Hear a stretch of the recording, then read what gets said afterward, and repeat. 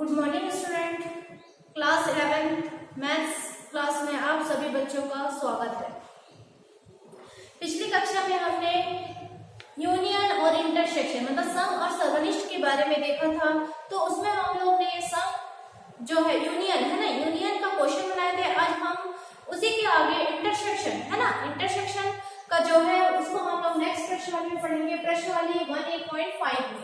ठीक, तो अब उसका क्वेश्चन देखते हैं। क्वेश्चन है कि पहला क्वेश्चन है, यदि क्वेश्चन नंबर 1 में है ना, क्वेश्चन नंबर 1 का फर्स्ट, यदि x इक्वल टू आपके पास दिया है 135 और y इक्वल टू दिया है 1 2 3। आपको इसमें ज्ञात करना है कि a इंटरसेक्शन y है ना, सम और सर्वनिष्ठ। ये सर्वनिष्ठ चूंकि हम लोग सीधा यू पढ़े थे, आज हम लोग उल्टा यू यानी मींस सर्वनिष्ठ होता है। सर्वनिष्ठ का मतलब होता है कि x और y की वैल्यू है ना, x और y के बीच आपको इंटरसेक्शन लगा हुआ है। तो आप कैसे निकालेंगे है ना, x की वैल्यू पहले आप लिख लीजिए 135, इंटरसेक्शन है, इंटरसेक्शन लगाइए, फिर b की वैल्यू 1 2 3। तो इन दोनों में से जो दोनों में सेम चीज है, जैसे 1 और ये 3 दोनों में 3 है, 3 दोनों में 1 है 1, तो इसका आंसर जो होगा x intersection y equal to हो जाएगा 1 and 3। क्लियर? ये है इंटरसेक्शन।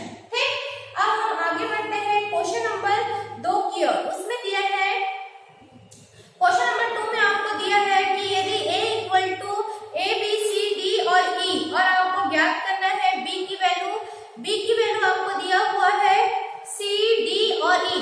तो आपको ये दिखाना है कि a इंटरसेक्शन b, ठीक है, a intersection b equal to क्या होना चाहिए, b होना चाहिए। ठीक, हम क्वेश्चन नंबर 2 की ओर बढ़ते हैं। क्वेश्चन नंबर 2 में आपको दिया है, यदि a equal to small a small b small c small d and small e, ठीक, और आपको b की वैल्यू दिया है c d e। आपको निकालना है a intersection b equal to b, ये आपको ज्ञात करना